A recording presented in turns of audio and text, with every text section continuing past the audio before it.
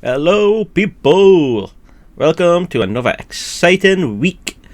I got some good news for you. I've changed my job. Yeah, that's why I was a bit delayed with doing this. I had to fill out all the paperwork. Yeah, changing job to make it as hard as you can, just so you then don't have to move. Ugh, the dicks. But anyway, let's crack on with this. So let's start with William Shakespeare. As we all know, British actors are some of the best in the world, and it's because we mainly, well, not we mainly, but we all learn about Shakespeare, obviously, and then the Globe. It's a big theatre down in central London, but also travel around the world, where it's a school of Shakespeare. Actors go there, they'll learn plays like Macbeth, they'll learn King Richard III, they'll learn King Charles IV, not King Charles, it's King Henry IV, man. So they do all this, they basically act from day dot, and yeah, it's just one of the best sort of production schools, which, being lucky to be in the UK, you pretty much grow up learning about.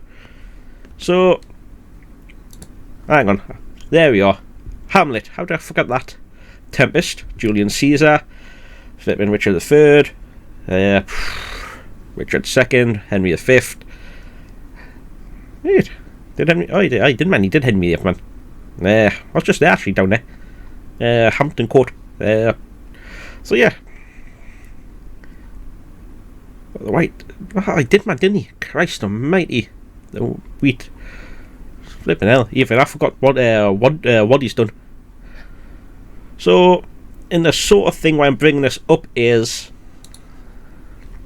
drama graduates are not exposed enough to Shakespeare's once the Globe's artistic director. And I've got a sneaking suspicion this is due to the sort of modern culture where they're trying to adapt everything to modern times, and it's just causing chaos. There's no need to get rid of the olds.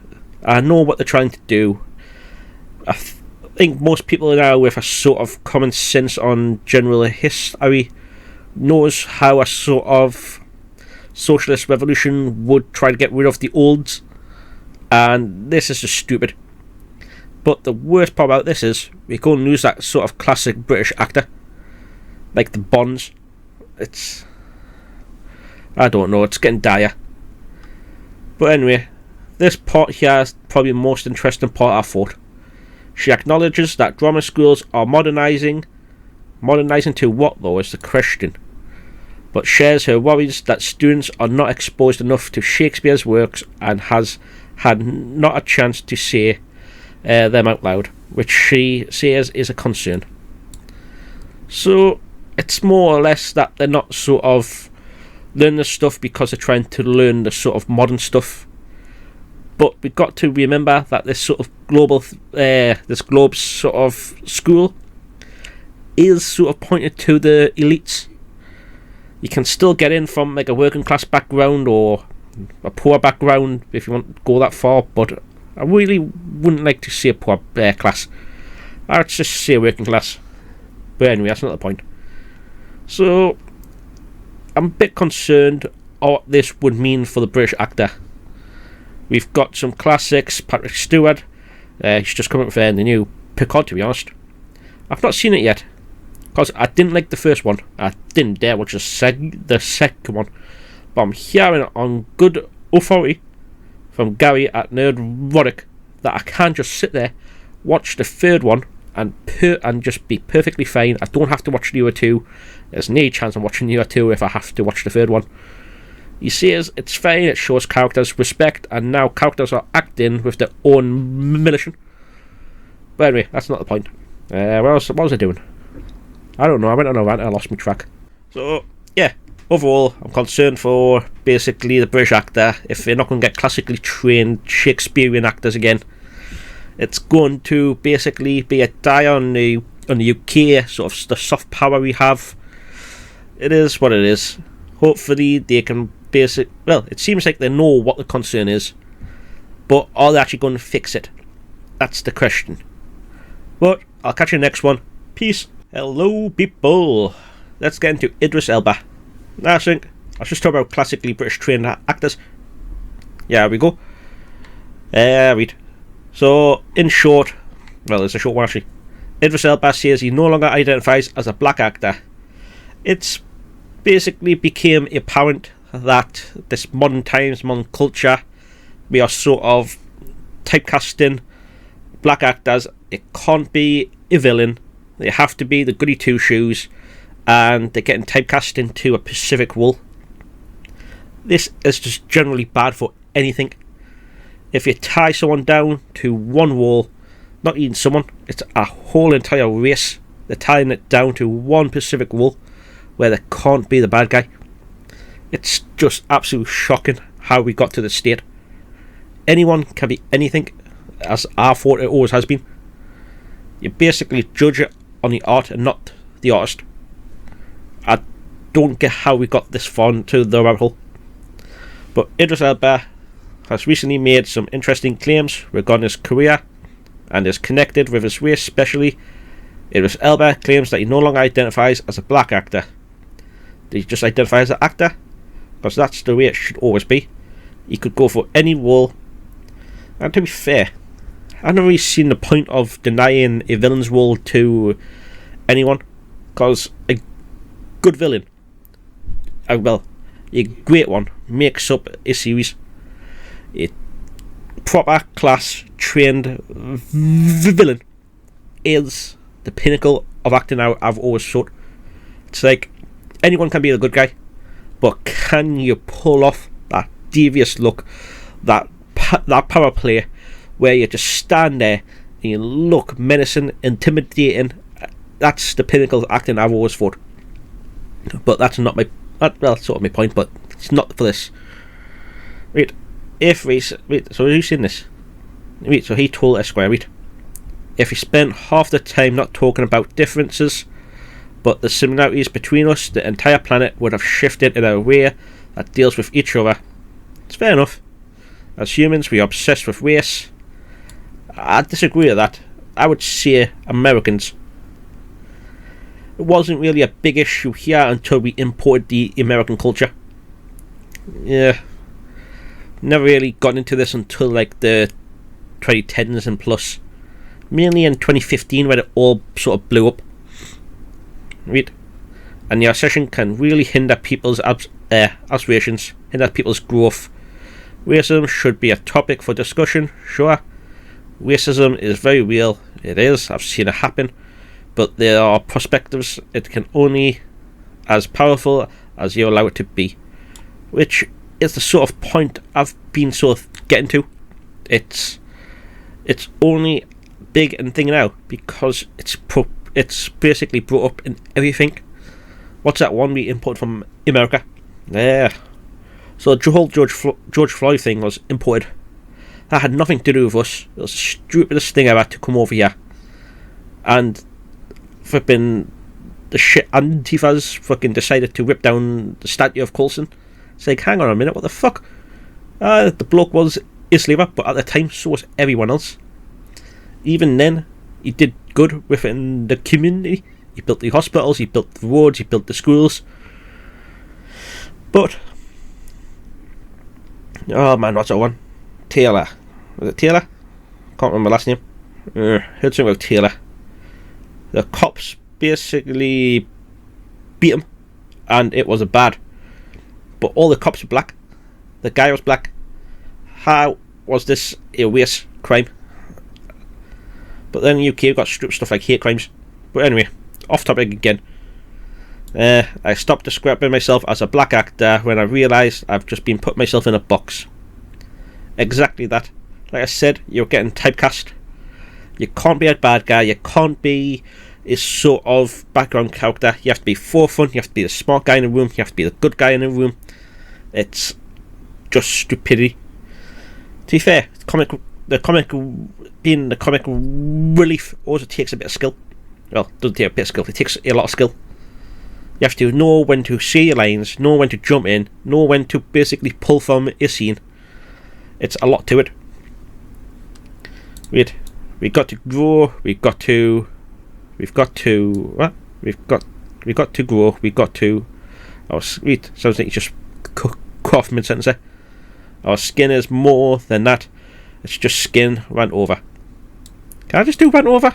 I don't think I can. I don't think I've got the look to really pull off just ran over. It's a cool bit of scene though. Wait, anyway. However, some people, including other celebrities, made criticisms of Idris Elba. That includes actor John Boyega. Well, I like John Boyega, what she said. Who had to say, I think we should fixate on who is typecast and putting actors in boxes because of this. Okay, what's he getting at? I can see that being 2 ways now. I'm a bit scared. John Boyega would not making weird adjustments for them, where we continuously focus on what we have to do, so we don't have to do this or that. Very worrying. We are black, and that's fact. Pardon me. Wait, I'm confused. Hang on, let's read the proper tweet. I'm a bit confused on what he's saying. I think we should fixate on who is typecast and put in the boxes. It's in boxes because of this. Not on making weird adjustments for that. Are you saying? I think he's saying by not adopting the sort of black actor role is a weird adjustment. So I don't think so. So where's up to? I think we should fixate on who is typecast and putting actors in boxes because of this. Not on making weird adjustments for them. We are continuously focused on what we have to do so they don't have this or that. Very worrying. We are black, and that's a fact. Pretty much is. But then, like I said, you get typecast. A lot of this sort of modern Hollywood is putting sort of black people in positions where they can only play a certain role. It's screwing it. Best way of saying it is it's screwing you over. Big fact on that would be the sort of the thin role you played in Star Wars. You could have been great. They could have been something massive there. They could have made you a Jedi, but they held you to a specific role where they didn't know what to do with you. You were just typecast into that role. And I thought, well, seeing you the first time around, I thought they were going to make you a Jedi. I thought you were going to have a secret Jedi ability where you and Rey were going to bring sort of the Force into imbalance, where it was going to be two of you facing two sort of Siths, and that would have been the balance. I was completely wrong. And that sort of destroyed Star Wars for us. But anyway, that's different. Right, so now actor Idris Elba has made his own follow-up tweet to confirm his statement about no longer identifying as a black actor. Share below. Still don't have to really separate yourself. It's just put the actor before black. That's it. What are you? I'm an actor, then I'm black. Like, is it really that hard? There isn't a soul on earth that can question whether I consider myself a black man or not. He wrote, being an actor is a profession, pretty much. Like being an architect, there is no difference defined by race. Pretty much. However, if you define your work by your race, then you are progressive. Yeah, lie. Read. Dyslexia is really fucking up on that. Common spelling of. And what does this mean? Let's learn together, people. An exclusive right privilege. Read. Let's knock them off. It's clear that Idris Elba is going to openly declare that he stands up for his own thoughts, and note that he is not the other doing the same for themselves. After all, it is a very, as he noted, stay in tune. So it's just free. So I'm hoping that Idris Elba gets more roles. I'll actually love to see him as a Bond. I reckon. Tell me that he doesn't have a look for one. he could pull that off. I reckon he could pull off like a decent Bond. He's a Britishly trained actor as well, and he can deliver lines on a fucking dime. It's class. But that's this one over, I guess. I'll see you in the next one. Peace. Hee hee, motherfuckers. Davey's back. Davey's back. And I'm bringing you J.K. Rowling's again. Well, this is so tied into Hogwarts Legacy. Well, it is. So, let's just crack on, because I'm on the Mary Sue. I don't want to give them as much viewing as I don't have to. So, yeah. So, just a bit of background here. New York Times knew what they were doing with its defence of J.K. Rowling's. Please stop giving J.K. Rowling's the platform. So, given this, we sort of know where this is going to go. Let's just get on with it. J.K. Rowling appears to sick lawyers on queer critics for arguably accusing says her views align with Nazis. I sort of agree. Something needs to be done, but well, if it's just a nobody, is there a need to sick a lawyer riff on him? But given all the shit I've seen that's just taken, a lawyer is basically going to rake the money in the attic. He's just going hit you all the way down the list. There's fucking loads of people that should be on the J.K. Rowling's hit list. Anyway, it appears J.K. Rowling's, who likes Nazis, has stroked hatred against trans people. I actually think the Nazis kind of actually like trans people, to be honest. I think they're sort of they were sort of turning, like, how am I going to say this YouTube friendly? I sort of read up that the German socialists, the Nazis, were basically offering any gay man a choice to convert into a woman, where it was more that the Nazis were looking to experiment on them, to be honest, than it was to actually help them. But they were sort of promoting a trans identity to push this agenda. It's just what I've read. Well, it would have been a few years ago now. Flipping hell, don't even know if I'll see if I can find it back in the description. Sort of backs up what I'm saying, try and make it YouTube friendly. Right. They definitely didn't like the Jews. I agree with that one. And other minorities, fair enough. I think the only ones they kind of put faith in was the Arabs and the Japanese. But I wondered, if the whole thing came to a plan, where would he push from there? But that's a different topic. I'm not a sort of historian commentary, sort of pop culture, trying to work my way in and just get my view across, really. I think it's all stupid, the whole lot of it.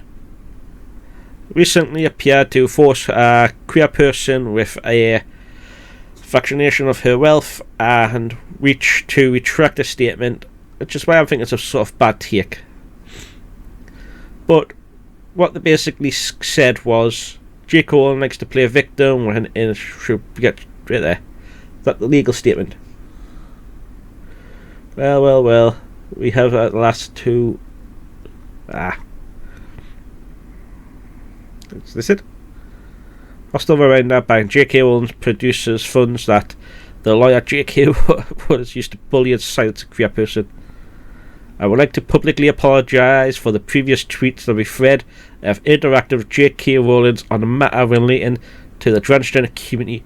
I have now removed these tweets and would like to apologise to J.K. Rowling directly for causing potential upset.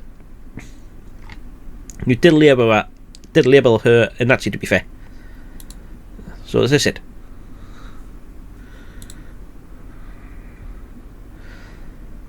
Well. We'll meet at last. To think that you were once an icon to me, I think you are absolute, and your views align with the Nazis, which we all know. So, of course, one Nazi in public is a sort of torrent offence, where you're basically telling people that their views are so abhorrent that they should be cancelled from society and isolated by everyone. I think Frank also have the views that align with Nazis. I think relying on the tropes and stereotypes is very 1930s propaganda. Okie dokie, JK. We'll play it your way. Give me your gods to yourselves. Oh, fair enough, that's quite funny. Yeah. So, obviously, I don't agree. Yes, he got a check mark, but I wouldn't. 69, nice. Is it any bother to actually react to that? But at the end of the day, it is what it is. She reacted to it. She does have a right to. She can easily get it done. I just don't see this.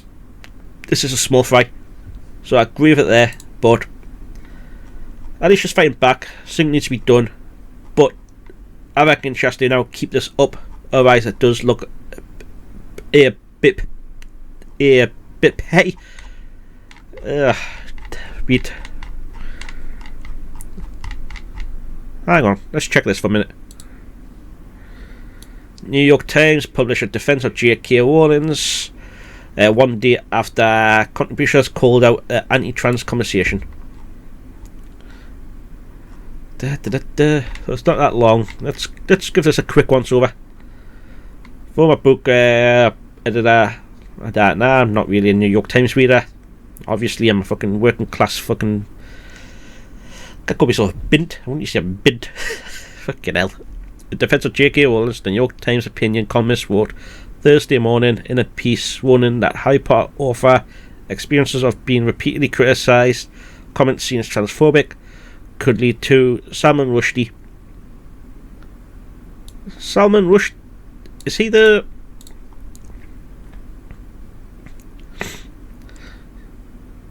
Salman Rushdie, novelist, works, contribution to magic, realism, history, facts. That was the guy that stabbed it on the stage, wasn't it? Fucking hell. I don't think J.K. Rowling has sort of surrounding, but I'm guessing Salman Rushdie would have had as well. And that didn't go too well. I mean, fucking hell, shit just got real, hasn't it? I mean, if he puts something into the ether, it's going to promote the idea, so. And there was people actually doxing outside a house, wasn't there? Fuck. I mean, the Scottish police aren't the best, like. I reckon if J.K. Rowling actually said a hate crime, she would have been locked up long ago. But anyway, I think I've stated my views on J.K. Rowling's now time and time again. I don't think her comments were anything transphobic or anti-trans. Just defending women's spaces. Not like she really defended men's spaces, but, you know, a feminist, they can only have one point of view, and it's in that sort of trailer thought. But, different topic. I'm trying to defend her, yeah.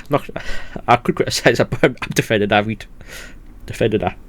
Okay, this is getting weird. Weird world. A whole anti-trans stuff has been blown up proportion. She made a defence of feminism, and it's turned into basically defence of a trans man. It's like, how did it go this fucking roundabout? Well. Guess if you sowed the seeds, they come to fucking grow if on your fucking allotment. Weird. But that's actually worrying that. I hope nothing happens to her. She's a decent person with her day. We do have some sort of different views, but at the end of the day, I do think she's a decent person. She does have a good. Harry Potter is a good story with it there. Fantastic Beasts to read. It is what it is. I'll catch you in the next one. Peace. Hello, people. Davey with Ant-Man and the Wasp of Quantumania. Right. So, in short, rotten views, critics don't like it. The audience apparently loves it. I've not seen it yet. I've heard controversial stuff. It seems like it's a bit on the nose, trying to push a sort of political agenda. But I don't think many people are actually going to go and see it. But I can see the appeal to it. The movie is, well, I haven't seen it yet, but it does look like you can sit down, enjoy yourself, be alright. It's colourful, it's bright, you can take the kids. As long as you sort of dodge the political messaging, you'll be alright. Paul Wood's back. Tell me it doesn't look good.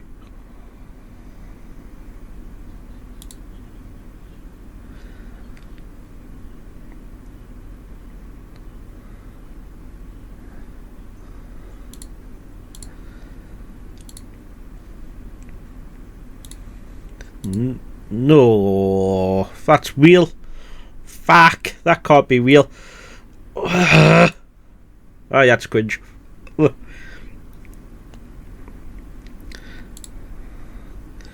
Wait. So, pretty much, it does look good. Well, looks good. Not as it sounds good. But, I don't think I can play a sound anyway. Overall, I can see why audiences can switch their mind off. They're not really awakened to sort of... See, I've now caught on and I'm now seeing fucking political messaging everywhere I look. It's a blessing and a curse at the same time. It's annoying us.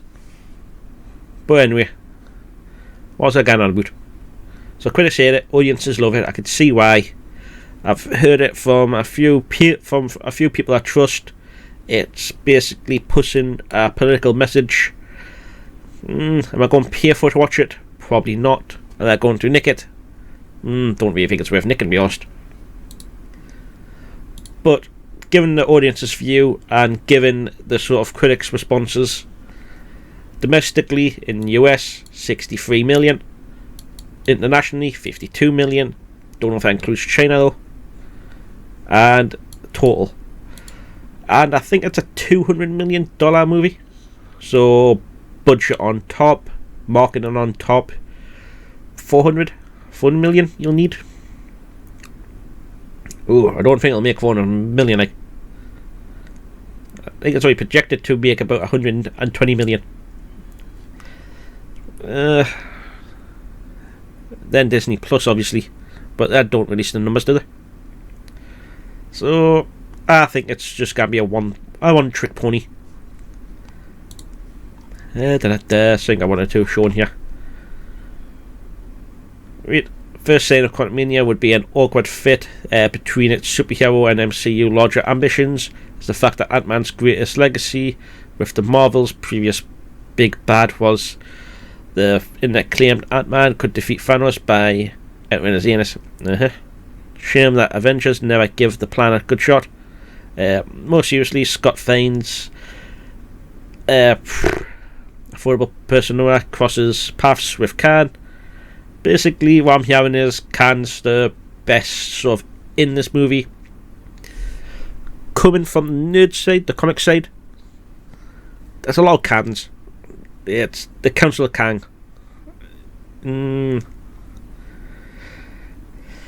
know. It doesn't really seem like a top A-lister, but from what I'm hearing is they're bringing sort of Kang into the big bad role, and it's going to be chaotically. I don't know. We I see it. It's never really been the big bad. It'll be a good side character. Maybe a villain one shot. But to be honest, in this it seems like he's putting actually a decent acting, decent role, and it sounds like it's been written well compared to the rest of the movie. But time will tell, I guess. So my final thoughts. I'll probably watch it, but I'm not paying for it. That's my final thought. Hello people, making this my final one, cause I got stuff to do. But Qui-Gon Jinn could have easily had his own spin-off. With Legends, he sort of teams up with Count Dooku, and he also brings the clone army to life. So there's a lot that could have been spun off with into this.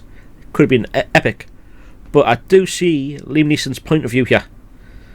It takes away from the magic. Star Wars releasing fucking TV shows and movies, flipping year after year. It drag. It takes it. See, the stuff was you release it like a movie. Every movie pretty much 3 to 4 years span between each other. You get the movie good, you get the script up to scratch, you get all the sort of editing you need in. Plus then, also, you're allowed to do legends, where you get the sort of books, the comics in between, fill the gaps. So the diehard fans would then go and buy all the shit, while the normies would just watch the movies every so often. And to be honest, there is a magic with the books. Just books in general are much better platform, but they do take a lot more work. But it's a more rewarding payoff. But then you create a TV series, which is just dreadful. And when we say it's the spin-offs that are ruining it, it's just Disney itself. I mean, they could still be good, but I would sort of delay, like a year on, year off, year on, year off. Obviously you have to fill the year off with comics and books, but Disney doesn't seem to want to go down that route. Even though it's Phantom Menace pal, Ian McGregor is starring. Wait, do I go on that or not? Wait, Ian McGregor's return was just dreadful. You basically turned him from a warrior sort of monk style, where he was defending Luke on Tatooine, to basically abandon his thing, question his existence, and gets arse kicked by fucking an Inquisitor. My days. Liam Neeson's not happy with all the Star Wars spin-offs Disney's making in recent years. Yeah, good for you, I agree. Then joined with Paul Rudd during an episode of that you know what that is. Annie Cohen. Thursday's evening, the actor said enough is enough. There are so many spin-offs. It's been 70 years. Maybe 70? Fucking hell. To me, it was taken away, and the mystery of the magic in a weird way. I agree. Subject came up when Liam Neeson was asked if he would reprise his role as a Jedi Master Qui-Gon Jinn for Star Wars. Phantom Menace debuted in 1999. Fucking hell, how old am I?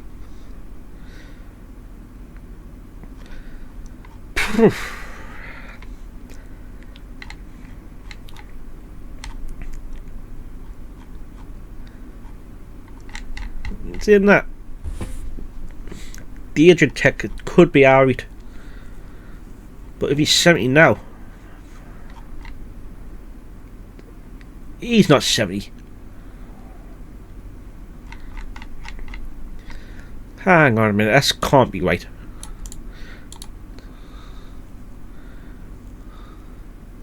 Fuck, it might be. Wait. Looks good for 70. Yeah. Holy fucking hell. Guess being a fucking actor and earning millions sort of helps you. They would portray a convict set release in the tower. What's he do? The actor will reunite with the director as collaborating trade to neocon thriller Marwell. Wait, he's in a new movie. Fantastic. Read. See that, come off the back of this. Heard what Bruce Willis. Fucking hell. Man's a living legend. Yeah, hope his family sort of takes care of him, treats him right. It's a bad way to go, man. I'm sorry to hear that. Read. But anyway, not talking about Bruce Willis. It's too sad for us to really get into hits close to home, so I'm leaving that one, not touching it. So I would like Qui-Gon Jinn to come back as a show, I guess. I've read the Legends books, I've read the comics he's in. I think they even touched on it, did touch a bit in the Clone Wars, but yeah. But Liam Neeson is on the ball, yeah, 100%. Disney has fucked it up. He thinks it's due to sort of remakes after remakes. I think he's holding his tongue, as he still wants to get employment. That's something. It's a bit weird, but I guess if he just loves acting, it was acting. But my sort of take on this is, it's all Disney's fault. They're making shit. If they're making decent stuff, people would still return to it. But it is what it is. Catch you next time. Peace. Hello, thanks for watching. If you'd like to see more, watch more. If not, at least like, comment, subscribe. It helps us out. Appreciate it. Catch you in the next one. Peace.